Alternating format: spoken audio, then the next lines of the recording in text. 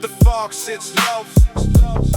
The fog sits low with Slauson and Crenshaw before the city wakes, before the crossing lights matter, before the traffic starts to take. I'm parked here with the engine breathing slow. The low rider steady, like it knows this corner better than I know. The neighborhood holds its breath at 5 a.m. like this, like the whole of Compton and Inglewood agreed on silent bliss. Like something sacred lies between the asphalt and the air, a kind of quiet you can only find when nobody knows you're there.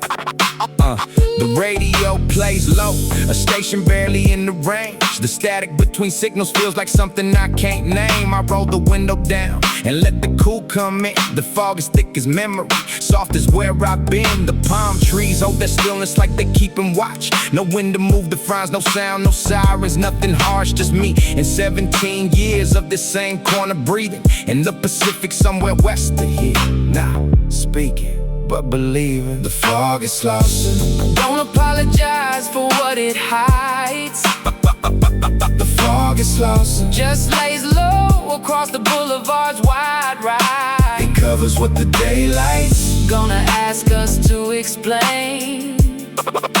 Holds it till the morning, makes demands again. Miss Coretta's kitchen light is on across the street. She's been up since 4, I know it, making sure her grandkids eat. She don't know I'm parked out here, remembering the son who used to run this block like the corner was already won. 3 summers back, I watched him learn to drive right here. His uncle's Imperial tilting on the springs, his mama full of fear. They laughed so hard, the chrome caught light for 3 blocks south. I can still hear it, that laugh, I keep it somewhere in my mouth. The fog is Slauson. Don't apologize for what it holds. The fog is Slauson. Keeps the stories that the morning never told. It covers what was lost before we found the words to name. Wraps around us, says we ain't the only ones in pain. There used to be a record shop on Western near the light, where somebody's father played his vinyl on a Tuesday night. We stand and argue for an hour over who was ill, debate the science of the beat until we'd had our fill. Now there's a silent storefront with a grate across the door, and the fog comes every morning like it's morning what was before. The fog is Slauson, doesn't care if you're ready. It comes regardless, lays its weight across the avenue so steady. It covers what the asphalt kept, the names that never rose. Wraps around the corner, shows you everything it knows. The Pacific doesn't forget every name that touched this pavement, every moment, every day. It carries what we bury, and the stories left unread. The Pacific doesn't forget. The engine turns, the low rider lifts his nose toward Crenshaw south, carrying Miss Coretta's kitchen light, still somewhere in my mouth. The fog will lift by 7, and the city will resume its call. But I remember what it said to me before the morning swallowed all.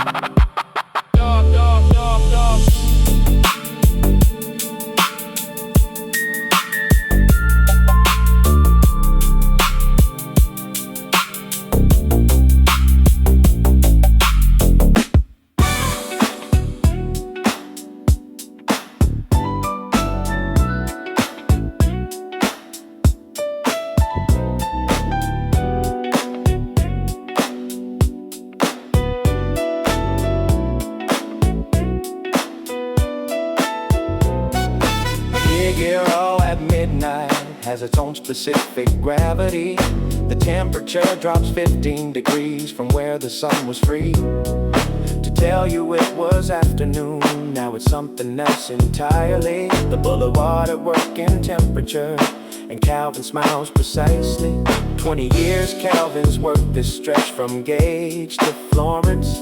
20 years of midnight temperature and morning turbulence.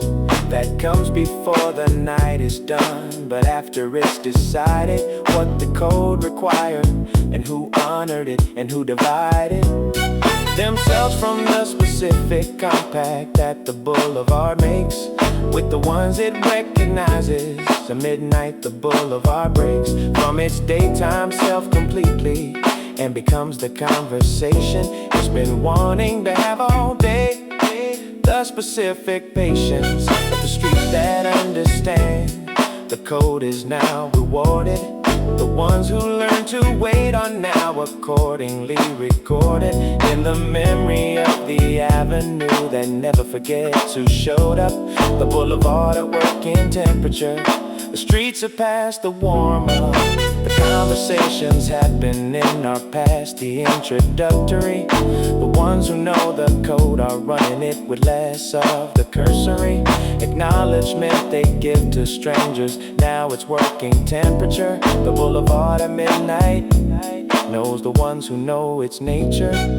Calvin tips his hat at the Impala that passes slowly. Been tipping hats at passing Impalas for 20 years. Holy is not the word he used, but there's a kind of reverence in the way he holds his corner with that specific deference to the code that says a man in his position doesn't rush, doesn't talk to everyone or spend his reputation's flush on the undeserving. Calvin is the doctorate of this specific intersection, and then the working graduate student of this code comes here to learn by watching how a man holds 20 years of knowledge in the right now, without nostalgia, just presence, just the working temperature. The boulevard at working temperature, the economy of information running at the speed of what you see and what you choose to see and what you choose to leave unseen. Calvin taught me this distinction, standing somewhere in between the boulevard at midnight and the boulevard's machine.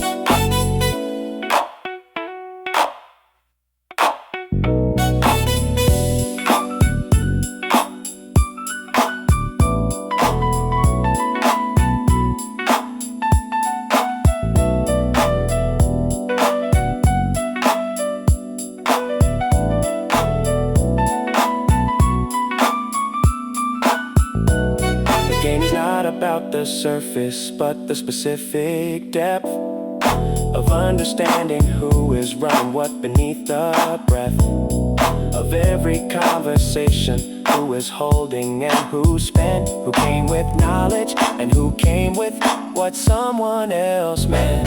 By knowledge, Calvin used to say the ones who last are the ones who listen more at midnight than they broadcast, who let the boulevard speak its information freely, who receive before they transmit, who read the thing clearly before they add a syllable.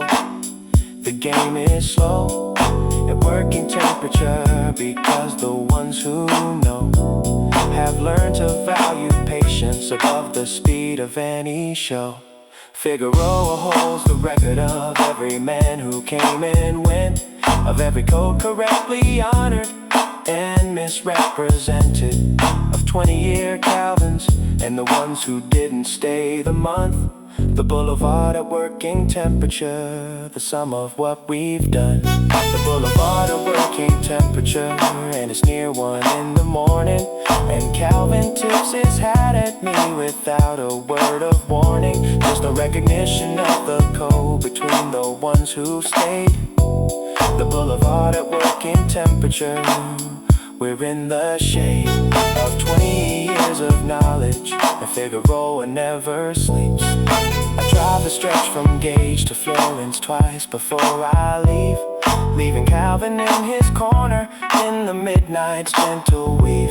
The boulevard at working temperature, and I've been taught tonight by 20 years of patience wearing this specific light.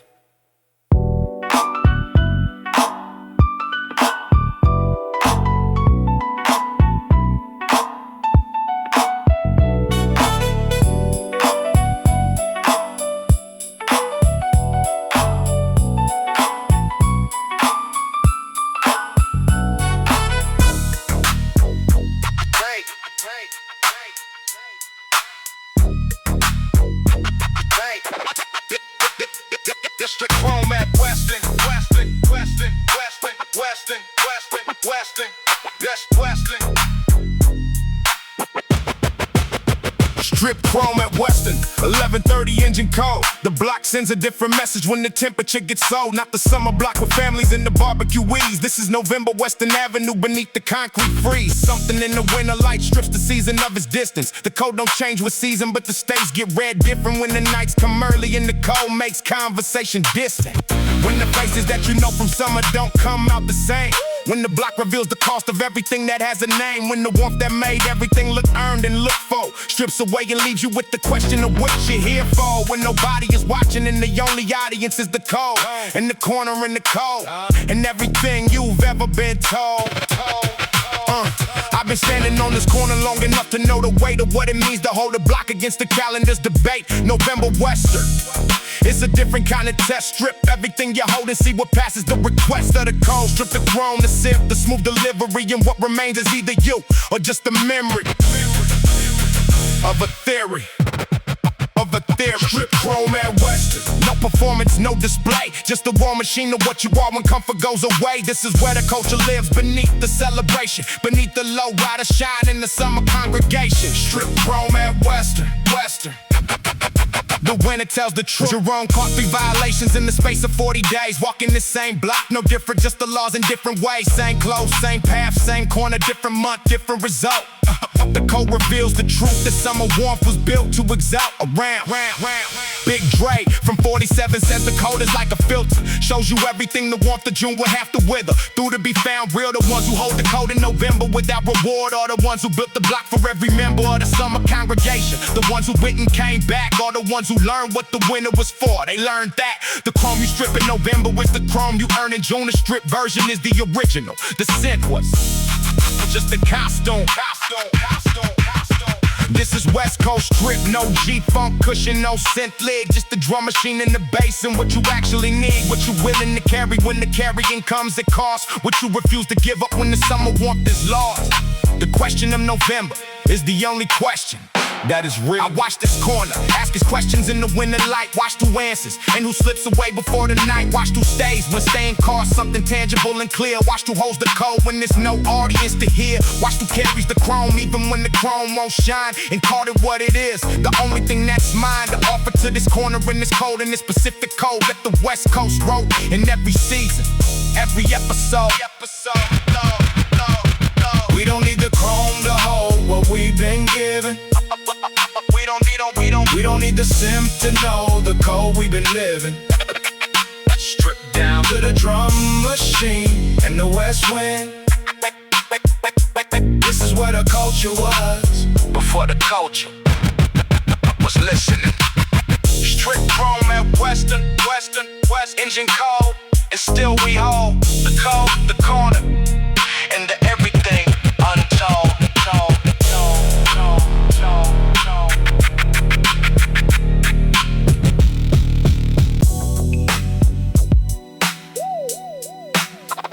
The velvet hides.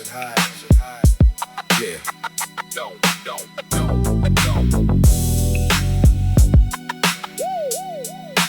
Velvet hides at dawn.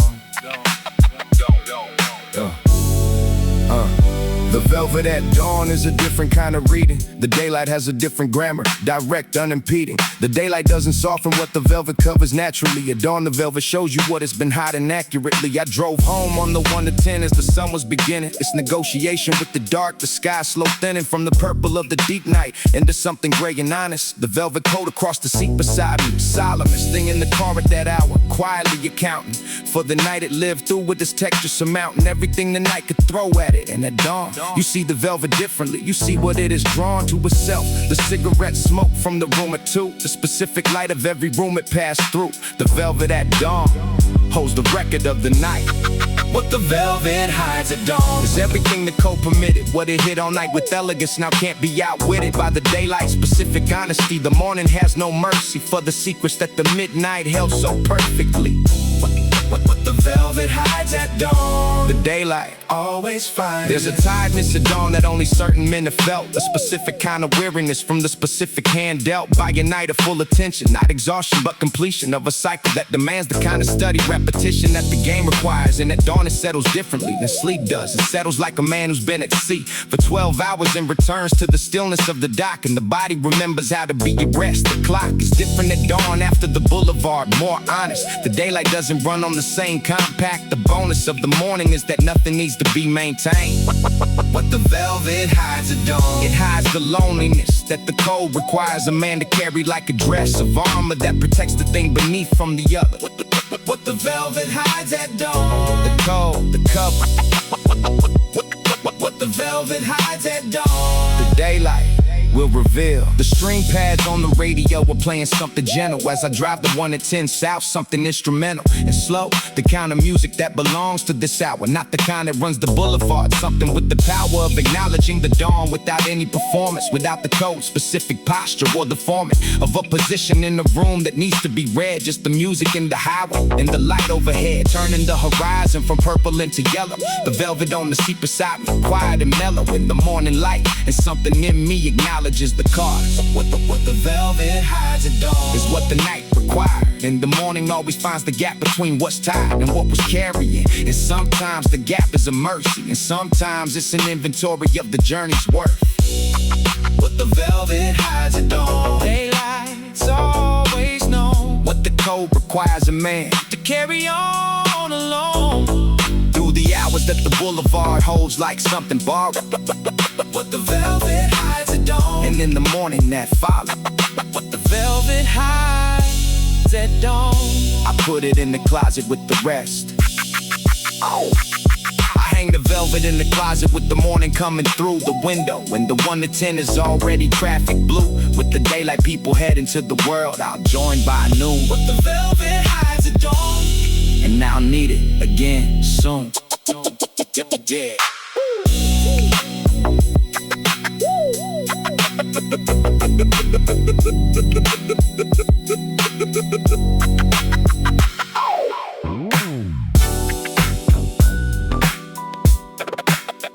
Every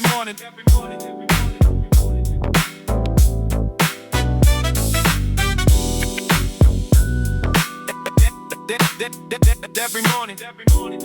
Yeah. Every morning at 6, Miss Rosa's Porch radio finds a station.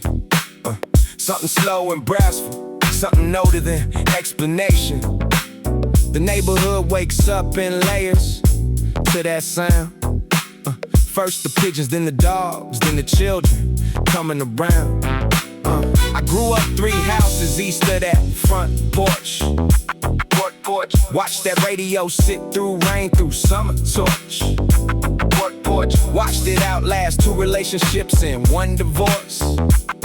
Porch. Never missed a morning, steady as a matter of course. The children on this block, they don't know what they're hearing. They just know that when Miss Rosa's radio is playing, the morning tastes like something safe, like something certain. Like before the day reveals itself and pulls the curtain. This whole block breathes differently before the traffic comes, before the sirens interrupt, before the numbness. There's something in the brass that makes the air less heavy, makes the light come through the ficus trees more steady. Miss Rosa's Porch radio, playing for nobody special, playing for the whole block, whether we deserve it or not.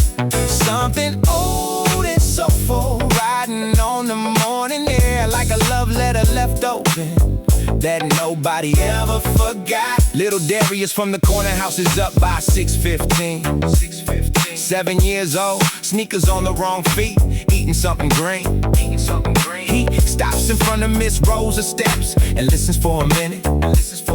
Doesn't know what jazz is, but he feels something in it. That's the thing about this block, we carry music like a code. We don't talk about it, but we pass it down the road. My father learned to love himself through speakers in the garage. My mother hummed through dishwater like the rhythm was a charge. Miss Rosa's Porch radio, playing for no occasion, playing for the air between the houses. and the pavement, something smooth and golden. On a morning without glory, the way the neighborhood holds itself before the city tells its story. Mr.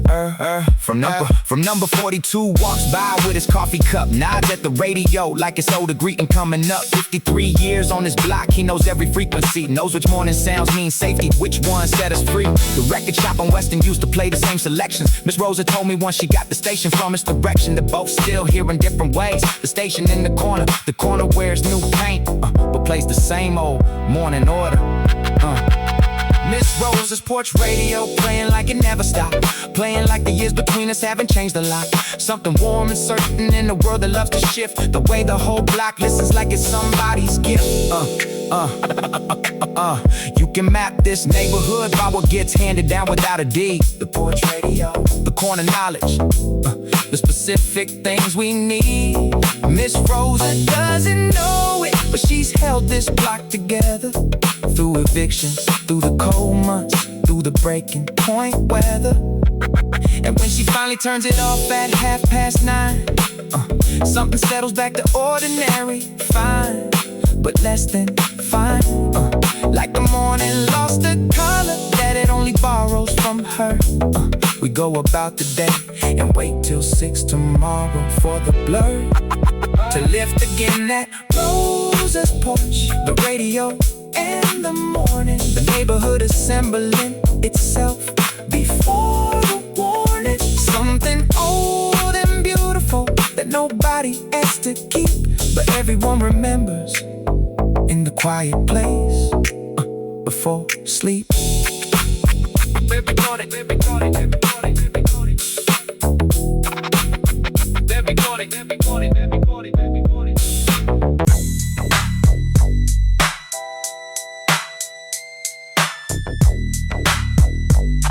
After 1 o'clock.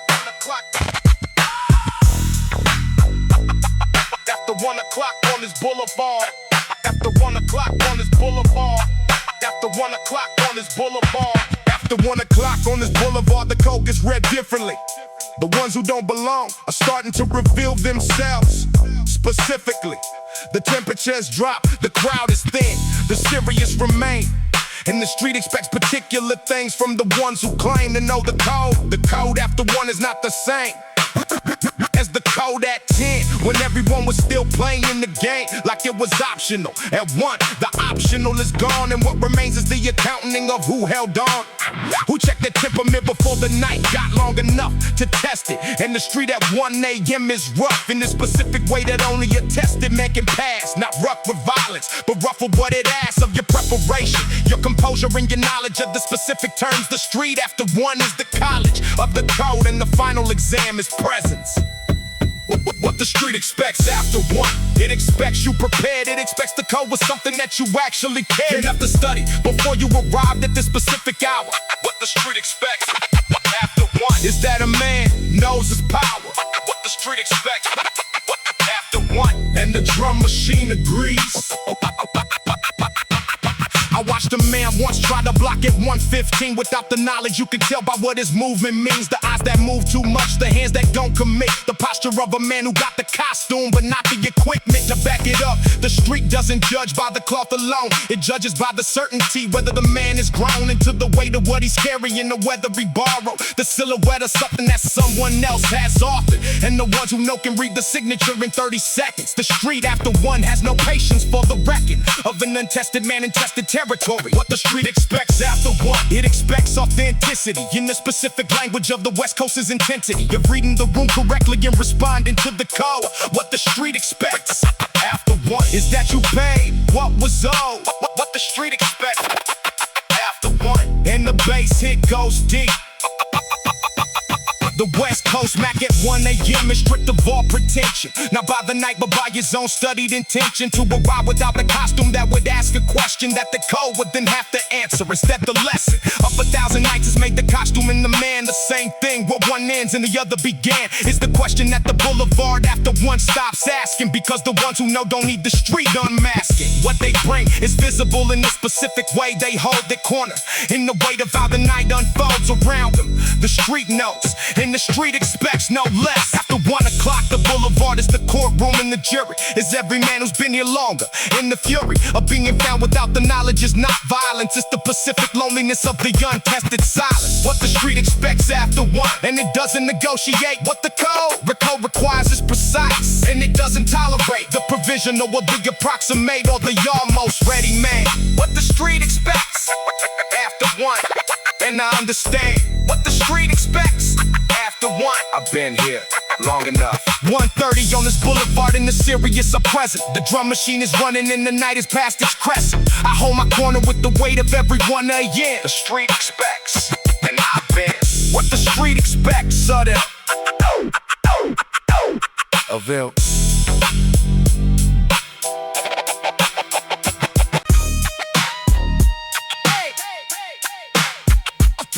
What it is. What it is.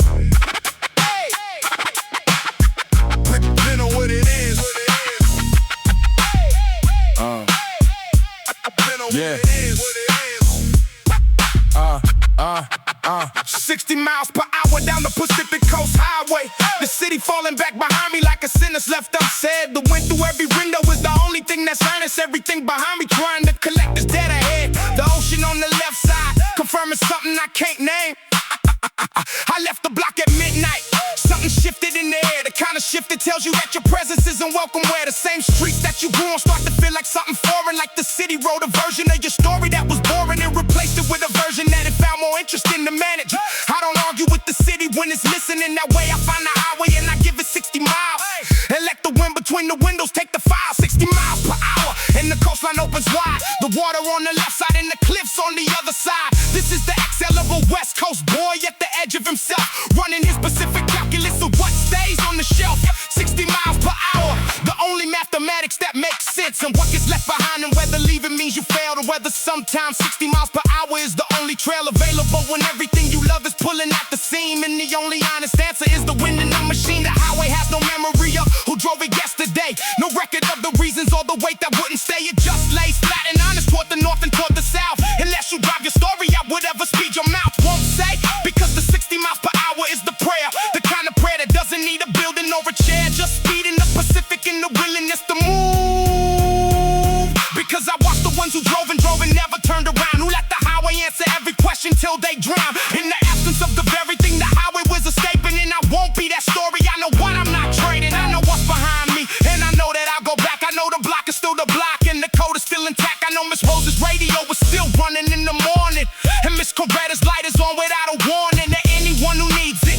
I know the harbor still loosens after 12, and Daryl's talk box is still somewhere on the shelf, waiting for the June that isn't too far now from this highway. 50 miles per hour, this is West Coast mathematics, the equation of the coastline when the city gets too static. The specific kind of motion that the Pacific recommends when everything is pressing and the pressure never ends. 60 miles per hour.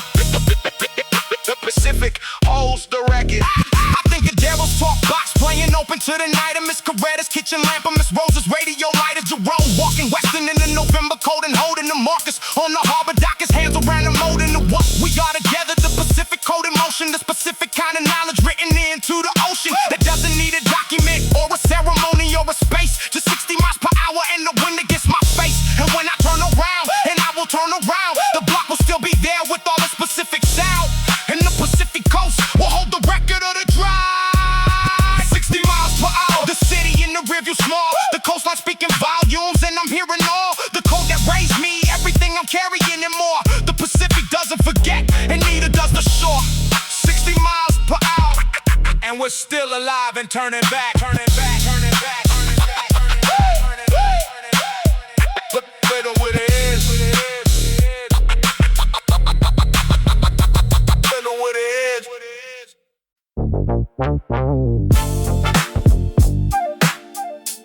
I said it once, I said it once on a I said it once on a quiet night. I said it once on a quiet night before the first car pulled to the boulevard. The code was written on this coast before any of us knew to read it. Said it like a fact I learned, but hadn't fully inherited. Now on the 110 at sunrise, now I understand the credit. The sun comes up over Compton from the east at 5:40. The 110 is just beginning its commuter story, and I'm driving south in the silk that held all night and held the morning, held the protocol and held the code and held the warning of 3 a.m. and what it takes and what it asks you to remember. Held Reginald's Thursday parking lot from that December. Held Calvin's 20 years on Figaro at working temperature. Held Solomon's lapel press and the tailor's measure signature on the suit that knew the evening before I did. Held the velvet hour before 10 and every lesson it hit. Inside the preparation, I'm on the 110 at sunrise. Silk on the 110 at sunrise. And the code is still intact. Silk on the 110 at sunrise. And the night is at my back with everything it taught me and everything it asked of the man I am. Silk on the 110 at sunrise. This is where I stand. Silk on the 110 at sunrise. And I'm headed home. The code was written on this coast before any of us knew to read it. Before Solomon was measuring. Before Calvin had the need to. Stand is 20 years on Figaro. Before the velvet hour had been named by anyone as anything.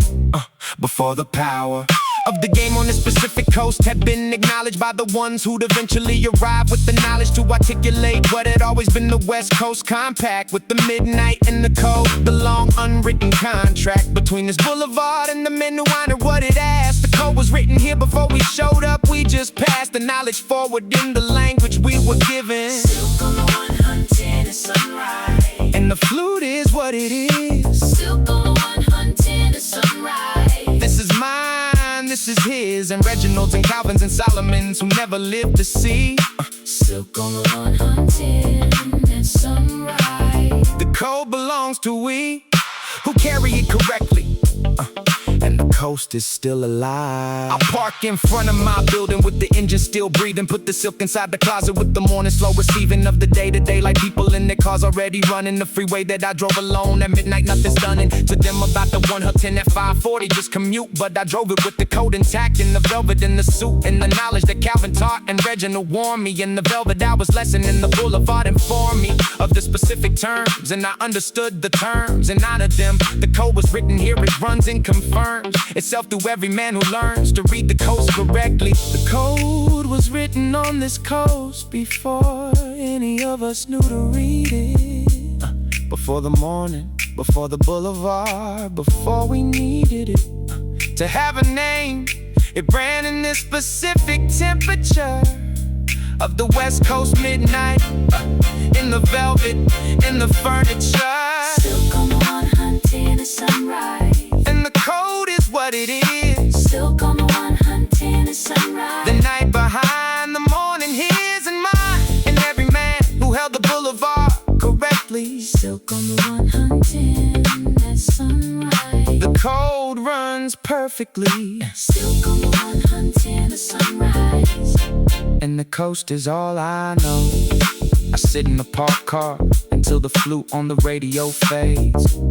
The 110 behind me, and the morning makes its trades with everything the night held, and the code is still intact. The code was written on this coast, and I'll carry it back. The code was written here, and silk on the 110 is home.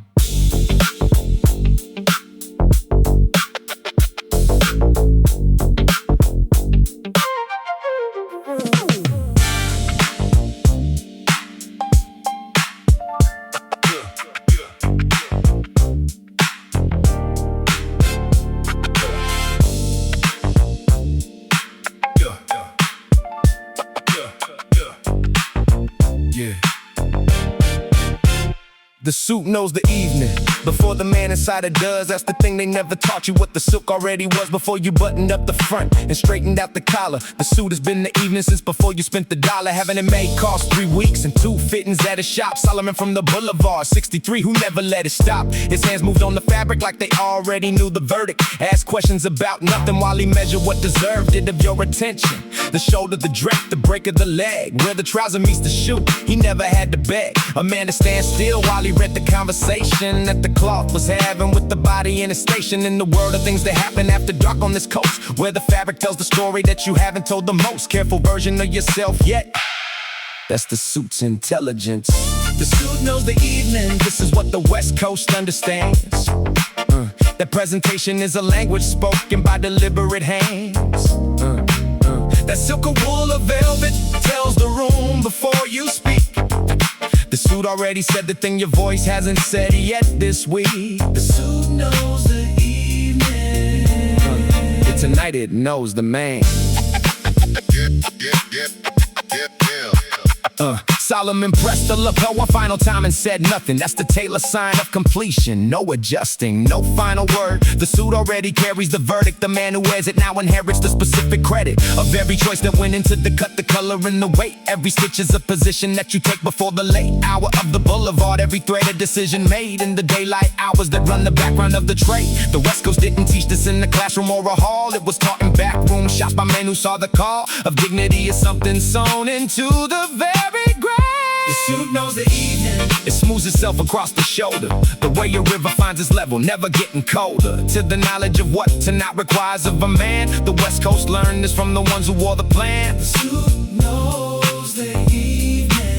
And the Rhodesian chords confirm. You can map the West Coast game by what a man puts on his body, by whether it's assembled with intention or just shoddy, by whether every button was deliberate and thoughtful, or whether he arrived without the ceremony lawful. But absent, the code requires more than presence in the room. It requires the specific gravity of a man who moves through the evening with the knowledge that his presentation is not performance but the visible articulation of all the years of study that the daylight held. Solomon cut the suit and the evening has been spelled out in every scene. The suit knows the man is ready.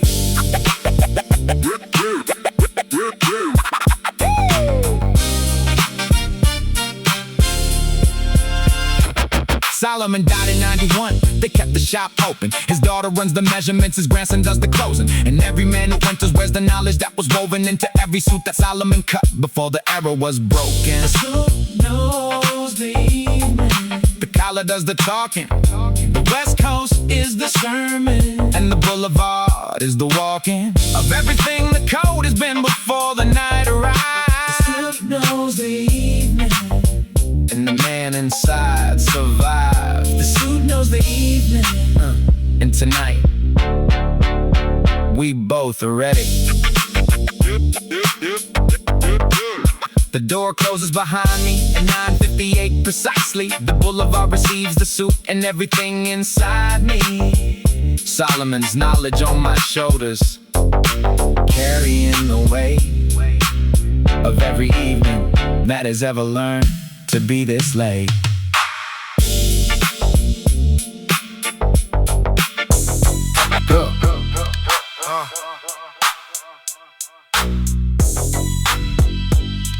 Hydraulics on the thing, hydraulics on Imperial. Yeah. Hydraulics on Imperial, the bounce before the lights change. The boulevard don't sleep, it shifts, it rearranges. Low rider lifted on the east side of the block. The code ain't written anywhere, but everyone can read it on the clock. We came up knowing something that the outside world don't see. This avenue's a language and the fluent ones are free. Hydraulics talking different, left lean than the right lean. This is West Coast mathematics, it's a whole different regime. 3 cars deep at the light on Imperial and great. The engines breathing low, the chrome reflecting the landscape. We hold this corner not with words, with presence, and we'll wait with the understanding that we built the terms of this estate. Hydraulics on Imperial, the whole block knows the sound. The way your car can speak a paragraph without a word around. Up, down, up, side to side and easy back to level. This is how we hold the culture, we don't argue with the devil. We don't argue with the devil. Hydraulics on it. We go from the east side, got a system in the your trunk. Speakers rattling every window, bass that hits you like a drunk. He's been on this block since 89, before the freeway split us, before the city tried to draw a line to figure out who's with us. The old men by the liquor store don't say much, just nod. They seen this corner through 7 different eras, through the squad, through the ones who made it out and ones who didn't get to try. They don't waste words on the obvious, they just watch the cars go by. Hydraulics on Imperial, the conversation carries west. This is where the code gets tested, where the coach is under stress, where every car is a position and every bump is an address, where the language of the lowrider says more than I confess. We don't explain it to the cameras or the magazines in line, we don't perform it for the documentaries. This is just design, this is how we move through space that was designed to keep us small. Hydraulics on Imperial, we answer to the call. The daughters and the OGs ride the same cars down the same street, same chrome, same lean, same low, same heartbeat. Continuity don't need a certificate or a speech, just a set of hydraulics and an understanding we can reach. Hydraulics on Imperial, the sun drops behind the block. The street lights start the conversation with the hydraulic talk. Up, down, left, right, the language of the coast. This is how we speak to everything we've loved the most. Hydraulics on Imperial.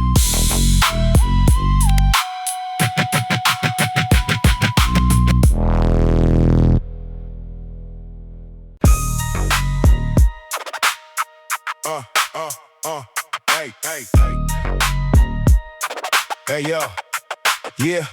At 3 in the morning, the boulevard has its own arithmetic. The math that only runs when most of the city has been sick with sleep and left the night to the ones who chose it freely. And the 3 a.m. takes from those ones what they don't know they giving. Reginald told me once in a parking lot near Florence at 3:15 on a Thursday, with the kind of performance and nonchalance that only a man deep in the current of losing everything slowly uses. Like it wasn't urgent, he said the game doesn't take from you the way you think it takes. It doesn't arrive with a demand and it doesn't have the stakes posted on the door like a hotel rate you can refuse. It takes in the accumulation, small things, the morning views from your apartment that you stop noticing by year 3, the birthday of your sister that you forgot in 90T, the specific smell of the home you grew up and gone. What the 3 a.m. takes from you, it doesn't take all at once. It accumulates the way that debt accumulates in months. A minimum attention paid to everything outside the boulevard. What the 3 a.m. takes from you, the other maps get scarred. The 3 a.m. takes. And Reginald knew first. By year 5, Reginald said the boulevard was the only map he had. He let the other maps fold and collapse into the single vocabulary of the game in the corner. And when the game shifted and he became a mourner of corners he no longer held, the other maps were gone. There was nothing to return to, just the boulevard at 1 and 2 and 3 a.m. The territory contracting with every year with a single map. The code retracted around a man who made the code his only architecture, until the code became too small. Not the structure of a life, but just the room, and the room got smaller. What the 3 a.m. takes from you, it takes the other languages, what you could have spoken, in the places and the bandages of ordinary life that hold the rest of the world together. What the 3 a.m. takes from you is everything the weather of another kind of morning could have been and isn't. I drive this boulevard with the knowledge of that Thursday parking lot, with the knowledge of what Reginald described and what he's got left now. He still holds his corner, still holds the code and form, but something in the interior went quiet before the storm of his 52nd birthday. Quiet in the way that a house gets quiet when the people who filled it went away. I drive this boulevard at 3 a.m. with the specific care of a man who heard the Thursday parking lot and learned to snare the game sets for the ones who forget to keep the other maps, who let the code become the only language, the only lapse that cost you everything that 3 a.m. eventually takes. Reginald still stands at Florence, I still pass the lot. I wave and he waves back with the specific nod he's got for the ones who've been here long enough to know the toll. What the 3 a.m. takes, how you pay it with the soul. What the 3 a.m. takes from you is everything you didn't keep, the maps you let collapse, the mornings you let sleep through without the other world available to hold you. What the 3 a.m. takes, and I've been careful since Reginald told me what the 3 a.m. takes, and the code is not enough alone.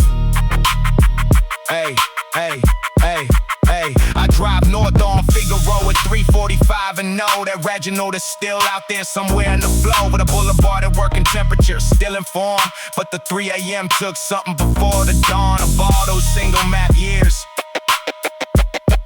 and the drum machine still runs. Hey, hey.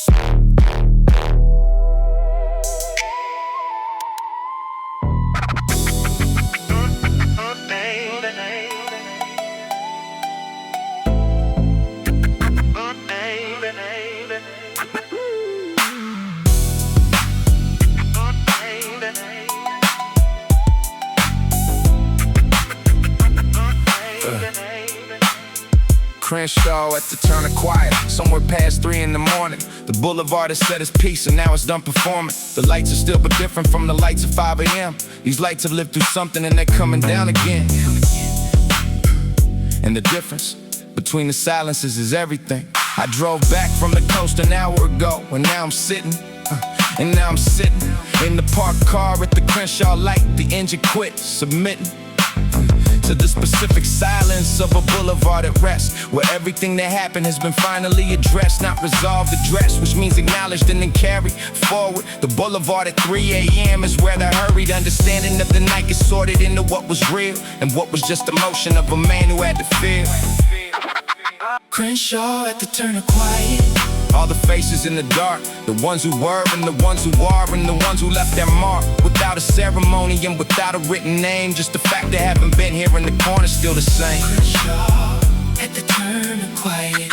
Everything's still standing. The record shop on Western, I drove past it on the way. The grate was up and something new was lit inside the bay. I don't know when they changed it. Could have been last year, could have been last Tuesday, and I just wasn't clear. The things you think are permanent are only permanent to you. The neighborhood keeps changing and your memory holds the view of something that existed in the version that you knew. But the street keeps living forward where the memory approves. The record shop is gone but something lives in that location. The music from the speakers of the new establishment's rotation had a familiar rhythm, had a melody that bent towards something older than itself. The way all good things went. Crenshaw at the turn of quiet. And the truth is coming through the string pads on the radio. We're playing something old, something from the catalog of when the West was told to find itself in music, and it did. And here we are, The string pads on the radio, underneath the static star. Crenshaw at the turn of quiet. And the music hold. And the music hold. Back to their origin, back to what they know, back to the Pacific and the memory of the flow. Crenshaw at the turn of quiet, and I understand the code. This block is not a monument, it's a living, breathing road, and roads accommodate the living, not the static and the kept. The neighborhood evolves and holds the ones who slept and woke and drove and returned and sat in parked cars after 3. Holds the memory of the record shop and what the shop could see of who we were and what we needed from the wax and from the sound. Holds it in the pavement, in the air, and in the ground, and hands it to the new establishment to carry differently. Crenshaw at the turn of quiet. And I feel the weight release, the specific kind of settling that comes between the crease of who you were and who you're gonna be in morning light. Crenshaw at the turn of quiet. And the night is almost right. Crenshaw at the turn of quiet. And it's time to go home. And it's time to go home. The string pads fade, the boulevard exhales its final tone. The car starts, easy like it knew the destination all along. I drive north on Crenshaw with the specific weight of someone who has sat in the right silence long enough to find the song beneath the noise. Crenshaw gave it to me, and I'm gone.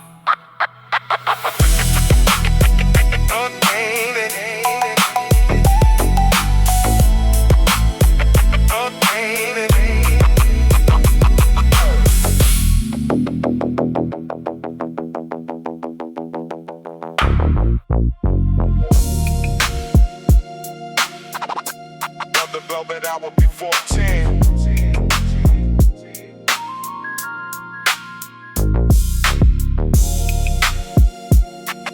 The velvet hour, the velvet hour before 10.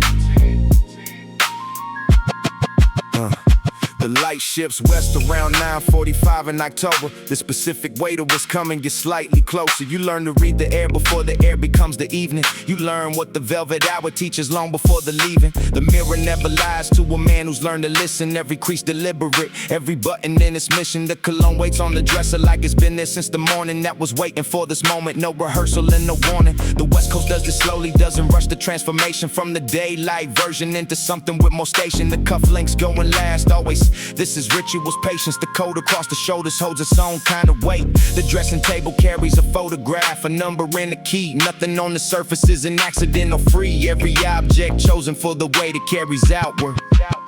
The velvet hour before 10 is when the code gets recalibrated. When everything the daylight has to view gets quietly translated into the language of the evening that was always waiting there. Something this coast carries in its particular salt air. The velvet hour before 10 and the night is at the latch. The boulevard is warming up the engine of the circuit, starting its rotation with the patience of the verdict that the game is long and patient in the night as its own rhythm. The ones who move before their time will always lose the wisdom. The palm trees on the western side of sunset know this hour, know the difference between the ones who hold and those who cower before the night. Specific gravity, the ones who carry nothing into the velvet hour except what the night is trusting them to carry, which is everything, and that is the weight of every preparation made before 9:48. The velvet hour before 10 is a university that doesn't grant diplomas, only certainty of what you are and what you know and what the night will last. The boulevard is the classroom and the evening is the task. The velvet hour before 10 and enrollment never ends.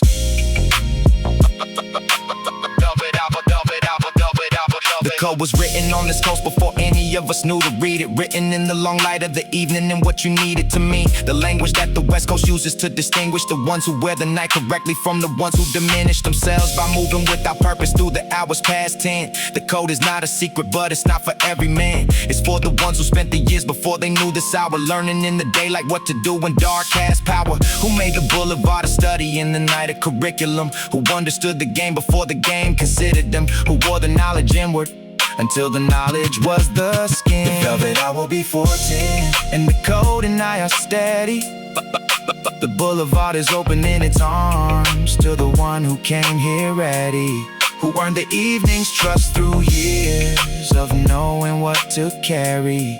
The velvet hour before 10 and nothing needs to tarry. The velvet hour before 10. The coast and I have always been. The engine turns at 9:55. The last light going thin. The boulevard is pulling with the confidence of kin. The code was written here before I ever drove this street. The velvet hour before 10. Now the night and I meet.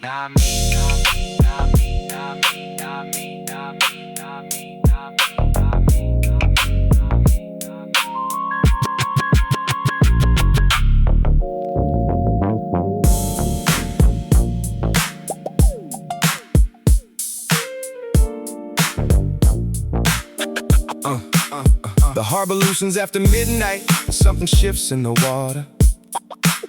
The containers rest, the cranes go quiet. The docks belong to shorter. Conversations, the ones that day work never allows to breathe. The kind you have at 2 a.m. when nobody has to leave. And everything the daylight kept compressed begins to surface. I drove down here the night my father got his papers taken. The night the unemployment office said the math was mistaken. Sat on a dock in Long Beach with the harbor in its stillness. Watched the tankers move like thoughts too slow to fill with illness. Of any humankind, the tankers didn't know about the papers. The tankers didn't know about the offices or the neighbors who watched us and said nothing while the forms came in the mail. The harbor at 2 a.m. is where a man can exhale. The water doesn't care about the politics of hours, doesn't care about the morning shift, the foreman or the towers. The water moves by physics, by the tide and by the moon. And something in that rhythm makes the weight arrive too soon to hold alone. So you sit with Marcus on the dock at night. Marcus works the night dock, cast for 14 years. Says the harbor talks to him when all the daytime noise clears. Says the big ships breathe like animals that haven't learned our worry. Says they cross the Pacific without apology or hurry. And I believe him. I've seen the way the water holds the light of signal lanterns in the far off freeway at the edge of night. There's a whole other city down here after 10. The city of the second shift, the one that comes again when the sun is left and taken with it all. The performance of the daytime self that has to hold up under the importance of being legible to a world that reads you wrong half the time. Down here at the dock, the harbor reads you just fine. The harbor loosens, that's the phrase he used. Loosens like a shoulder that's been tense and then confused about what it was holding and for whom and why. The water finds its level and the tankers still go by. The harbor loosens and it takes me with it in the tide. The ones who built this city didn't build it for the quiet hours. Didn't build the docks for thinking in the late night mental showers. But here we are regardless, me and Marcus in the Long Beach air. Finding something in the loosening that nobody put there. 3 generations in my family have worked some former dock. My grandfather off the boat in 42, my uncle on the clock in 78, my cousin now who drives the forklift south. And every one of them has held the harbor in their mouth. Like something they can taste but can't quite say on solid ground. Like the Pacific gives a different kind of language to the sound. Oh, the what it means to work beside the water and go home. To Compton and to Carson and to never quite be done. The harbor loosens after midnight, lets the truth run free. The truth about the coastline and who gets to call the sea. Their inheritance, their classroom, their specific kind of grace. This water been moving since before we put our name on the place. The harbor loosened and the truth was always here. I stayed till Marcus punches out to the first hint of pink, till the harbor said everything it needed me to think about. The papers and the offices and everything they cost, about the things the bureaucratic math leaves lost, about what stays regardless, the water and the rhythm and the dock, about the specific grace of what the harbor keeps unlocked. The floodlights on the gantry cranes begin to look like mercy. I drive back on the 710, the harbor's knowledge with me.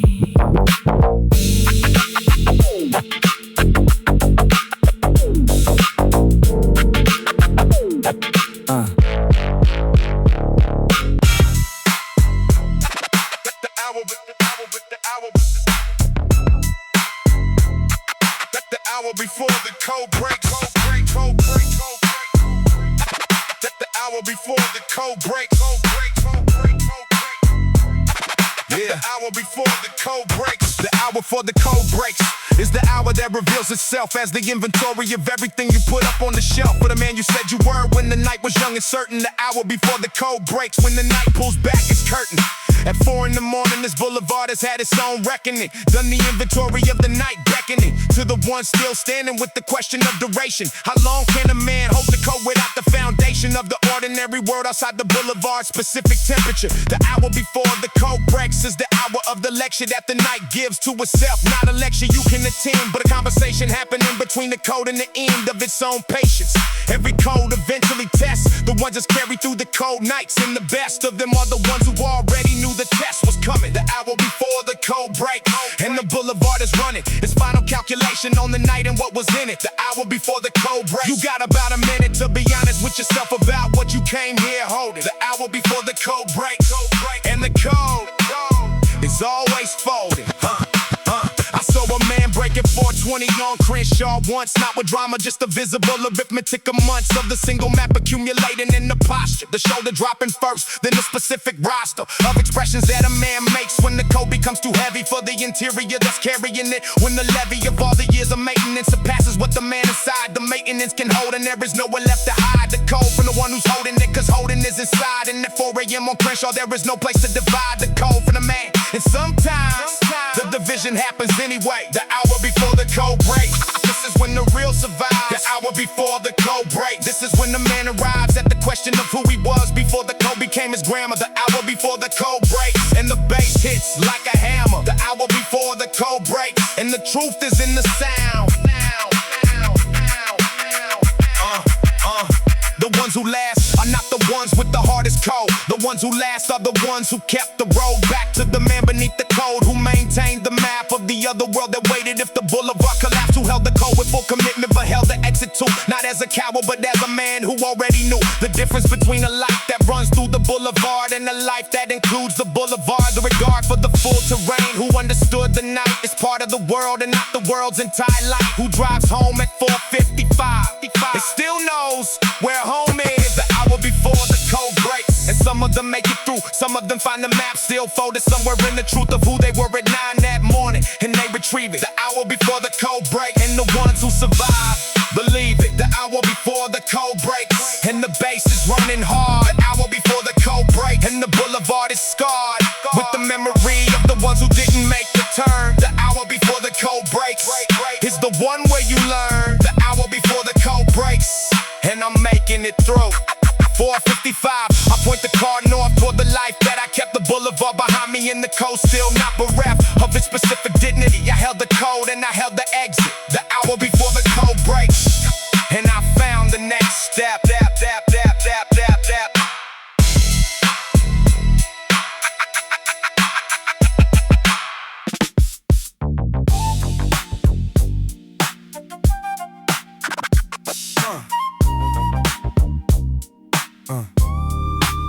I said it once, said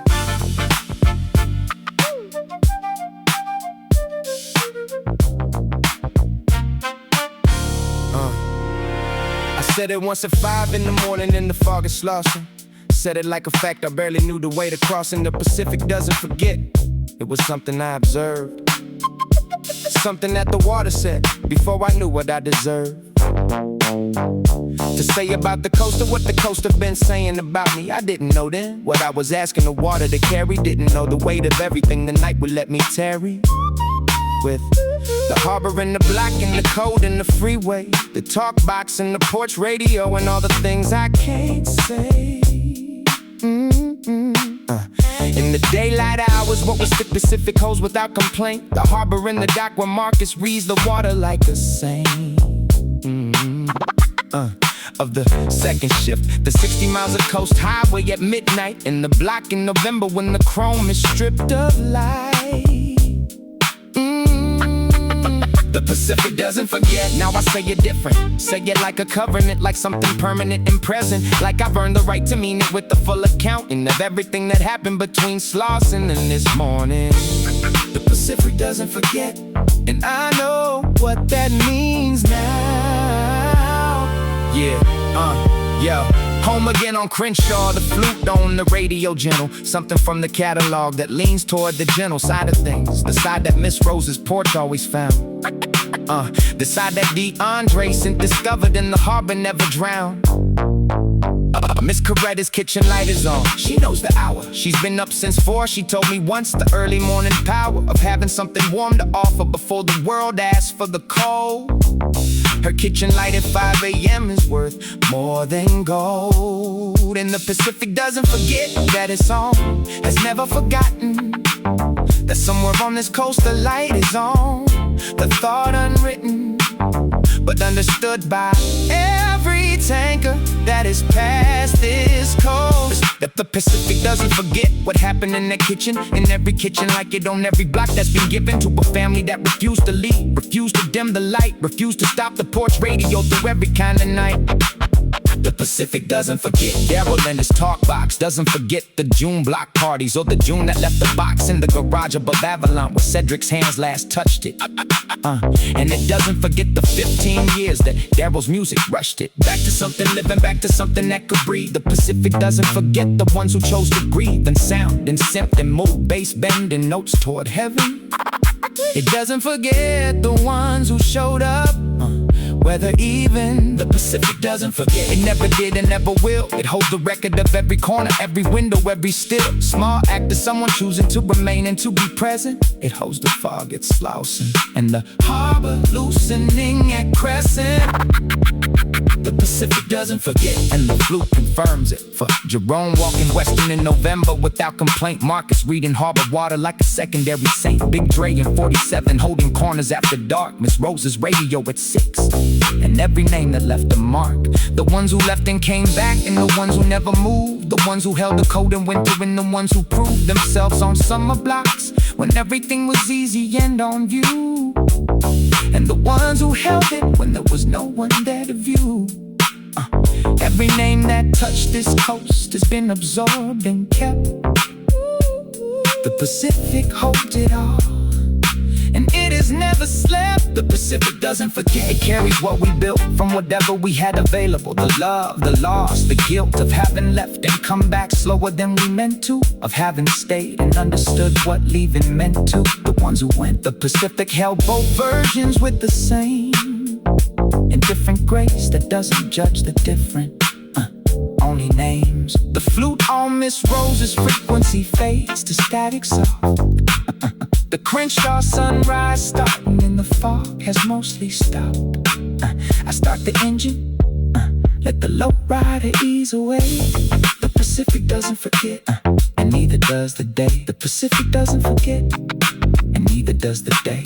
The Pacific doesn't forget, and I won't forget it either.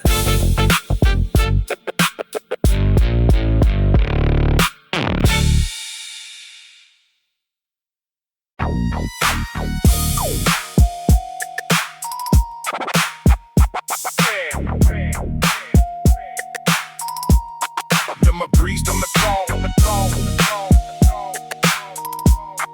My greased on the throne. The night agrees to certain terms that only certain men have read. The contract isn't written, but it's understood instead by the ones who came prepared, and by the ones who held the code, and by the ones who driven long enough to know the road. This coast is a specific compact with the hours after dark. You bring the knowledge or you bring the wish. The night can tell apart the man who studied and the man who showed up with the feeling. Both are welcome on the boulevard. Only one leaves with the ceiling lifted. Only one walks back to the car at 5 a.m. Understanding something that he didn't understand at 10, when he put the key in the ignition and pulled into the night. The West Coast is a school that only teaches in the light of neon in the street lamps. Only teaches at the speed of a low rider with the windows down. And something that you need to understand about the game before the game is over. Everything the night agrees to, the West Coast already understood. Everything the game asks of a man, the Boulevard already could. Tell you if you listen at the right hour and the right speed. Everything the night agrees to, and the code is all you need. Everything the night agrees to, and the talk box says amen. They told me once that style was the armor of the Mac, that everything that rode on top protected what was at the back. The interior, the thing that didn't show when the crumbs shine, the thing that ran the calculations behind the bottom line of what a man is worth when the surface is examined. Not by the admiring, but by the tested, and the famine of easy nights, the nights when everything went wrong, and only the interior survived the night that long. They told me once, they said the West Coast knows the difference between the shine that holds and the shine that just makes reference to the shine that held before it. The talk box can hear it. Everything the night agrees to, the West Coast writes the terms. Everything the game requires, the Boulevard confirms. Something in the way the scent bends on this side of the country. Somewhere in the LFO bobble that belongs to the foundry of everything the night agrees to. And the mood base says amen. I've been driving this side of the coast since the early 90s, holding to the code that the game maintained despite the tightest nights and the longest drives and the mornings that arrive before the evening felt complete, and still the coast survived. Because the code is not about the outcome of a night, it's about the posture of a man who faced it right, who held his corner weather colder in the summer's way, to honor the specific terms before the sunrise made it late for all the promises the night it asked you to consider, who understood that some things only show at working temperatures colder than the afternoon, and brought the preparation anyway. And the night agrees to everything a prepared man brings, the code, the knowledge, and the patience that the Boulevard sings through every low rider that moves correctly down its length. The West Coast and the code, this is the full extent. Everything the night agrees to, and the LFO runs on. Everything the code requires, and I'm still here at dawn, holding what the West Coast handed every man who showed up, knowing everything the night agreed to, and the synth keeps going. Everything the night agrees to, and the Boulevard says amen. I drive south on Figueroa with the windows all the way down. The synth is running something that belongs to this town. The West Coast and the code, and everything the night agrees. I hold the wheel with both hands, and I'm exactly what I need to be.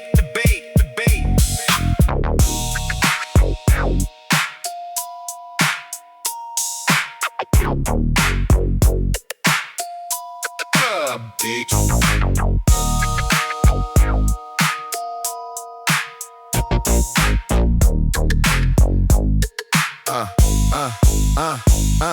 Compton raised me in the grammar of the West, the kind of education they don't give you in the test.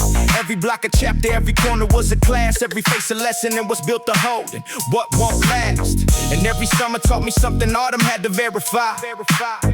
I ain't gotta prove nothing to the coast that made me whole, but the coast made me something and I carry that patrol. Every city that I rode through gets the same accountant. Compton Avenue gave me something that ain't ever discounting itself to meet the expectations of the ones who read it wrong, the ones who drove through once and thought they understood the song that Compton sings. They heard the loudest verse and missed the rest. They heard the argument and missed the thing beneath the chest. The talk box whispers something that the radio confirms. Every frequency that ever played out here returns. You can feel it in the low rider when the bass starts talking.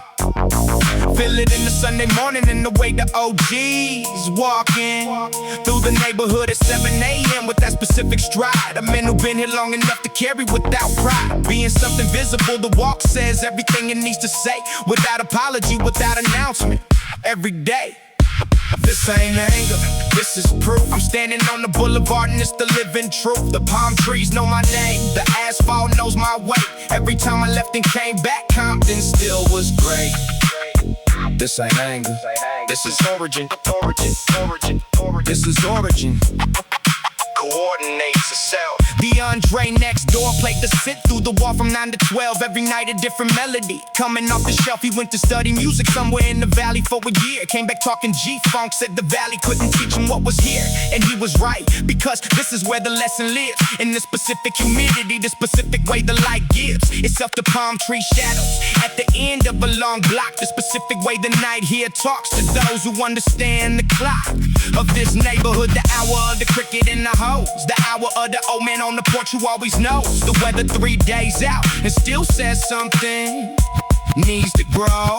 Grew up on a block between two worlds, pulling at the seam. The one that said success was north, the one that said the dream was dangerous. I was somewhere in the middle, finding mine. Finding Compton didn't need me to apologize or define what I was to fit inside a story someone else designed. The talk box on the corner radio speaks a different frequency. One part autobiography, one part West Coast legacy. Something in the wobble of the sound confirms the claim. The Compton and the whole West Coast will never sound the same. This ain't anger, this is pride. Standing on the boulevard before the morning tide. The palm trees and the pavement and the sun already knowing. Compton Avenue proof, and the coast is always showing. This ain't anger, this is proof. And it ain't going anywhere. The ones who left and came back know the specific way to home. The ones who stayed know something deeper, the specific code they own. I ain't trying to convince you and I ain't up here to debate. I'm up here with the boulevard accounting for what's great. Compton Avenue proof, the evidence is in the air. In the talk box, in the low rider, in the Sunday morning prayer. In the way Miss Rose still plants of roses every spring. In the way DeAndre still makes that same chord ring. In the way the OGs 9 to 7 in the morning without language. In the way the block absorbs the damage and the salvage. In the way this ghost remembers what was here before the cameras.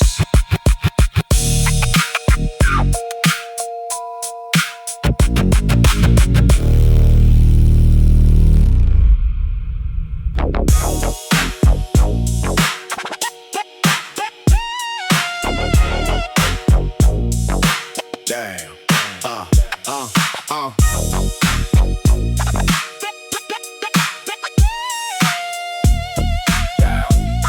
Yeah. The talk box speaks in frequencies that sermons never reached. A kind of congregation formed by every bar we preach. From Compton to Inglewood, from Watts to Long Beach Shore. The West Coast found his gospel in the low and in the core of something the churches didn't have a name for. We gave it one. We built a church without a steeple. Built it with the bass. Built it with the move synth running deep through every place. Built it with the talk box bending nose towards something true. Built it with the specific blue of every Pacific view at 6 a.m. when the light comes sideways through the palm trees. Built it with the low rider congregation on its knees in the language of the hydraulic, left and right and level. We found our own theology between the street and the rebel. This is the West Coast gospel. Can you feel the frequency? The LFO that carries something deeper than the clergy. The vocoder on the corner. Speaking psalms to the boulevard. The talk box turning testimony into something hard and necessary. Something that the morning can't take back. Darryl plays the talk box at the block parties every June. Has for 15 years. He learned it from his uncle in the room above the garage on Avalon, where the synth equipment lived, where every Saturday was service and the music was the gift. The congregation came on foot, on bike, on low rider, shining. Came from every block within the mile, nobody declining. Because the talk box gospel doesn't care about your address, doesn't care about your zip code or your yard's distress. It cares about the frequency and whether you can feel it. Cares about the bass beneath the bass and what's revealed. And it cares about the testimony that the synth can carry outward into every block that ever looked at this coast and wondered. This is the gospel. The move bass is the congregation. The LFO is the spirit running through the generation. The talk box is the preacher bent on frequencies of praise. The West Coast built this church and we've been worshiping for days. The talk box gospel never needed a collection plate, never needed a building or a committee to debate. Needed the boulevard, needed this and needed someone who could hold the frequency of everything the West Coast ever told. Then softer. Darryl's Uncle Cedric died in 94 of June. The talk box stayed in the garage room and learned to play his tune for itself alone. In the room where music was the prayer, and Darryl found it there in 96 and learned to fill the air with the talk box gospel. All the testimony, all the way. The West Coast didn't need a building and it didn't need a gate. Needed the frequency, needed the move, needed the specific sound of someone bending notes toward heaven from the ground. And Darryl was the someone in the June block party was the church. And every note he bent was worth the waiting in the search for what Cedric had been building in the room above the garage. The talk box gospel speaks for Cedric and for every name that left this coast and left the music carrying the claim. The vocal harmonizes with the boulevard at night, and something in the West Coast confirms the frequency is right. The talk box gospel holds the ones who can't be held by walls. This is the West Coast gospel. Can you feel the frequency? The LFO still running and the move still in the key. That rail at the June block party with the talk box in his hand. The congregation gathered and the music took the stand. This is the West Coast gospel. And the talk box says amen.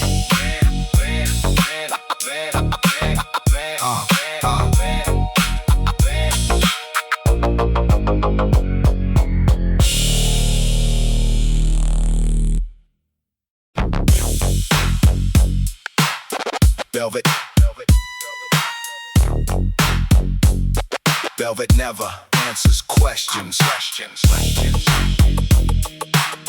Velvet never answers questions. And the code knows the cost. The West Coast Mac does not explain his presence to the night. The night is where he lives. Explanations for the daylight. That needs to justify the space it takes and who is taking it. The night is more generous. It asks you only for the making of a man complete enough to hold his corner without cause, without apology, without the language made of clause and subclause that the insecure deploy his conversation. The velvet coat doesn't explain itself to any congregation that hasn't earned the right to ask, and very few have earned it. The code is not a secret, but a few have actually learned it deeply enough to question what a man who holds it carries. Velvet never answers questions. The code has been consistent for as long as the West Coast has been running on this system of knowing what to say and saying nothing when you know. Velvet never answers questions. And the synth and the bass flow. Velvet never answers questions. And the vocoder confirms. The room at 2 a.m. is a specific kind of reading, where every man is being read and every man is leading with what he chose to put on when he chose to leave the mirror. And the ones who understand the code have never been more clear about the relationship between the velvet and the knowledge that a man has been accumulating through the long acknowledgement of everything this coast has tried to teach about the hours when the city strips the daytime performance of its powers. And what remains is just the posture and the code and the specific way to what a man has studied. This is West Coast traffic after midnight. And Velvet never answers questions. Velvet never answers questions. It makes them unnecessary. It already told the room the thing that only the visionary of the code would understand. And those who understand don't ask. Velvet never answers questions. It's the texture of the task. Velvet never answers questions. The vocoder runs the word.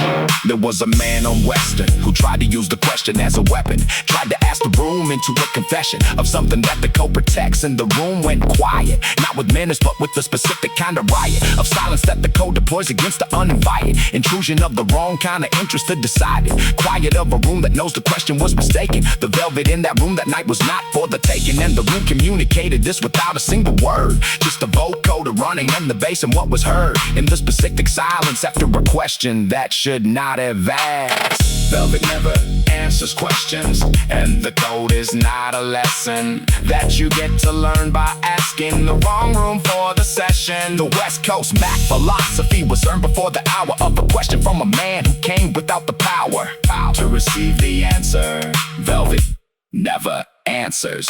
Velvet never answers questions, and the night is always known it.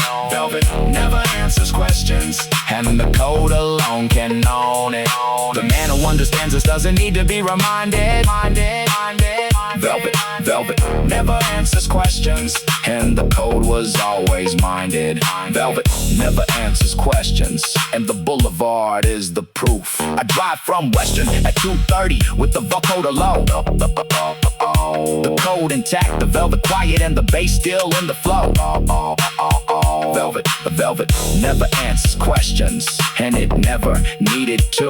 The West Coast wrote this principle before me, and I knew. Velvet never answers questions.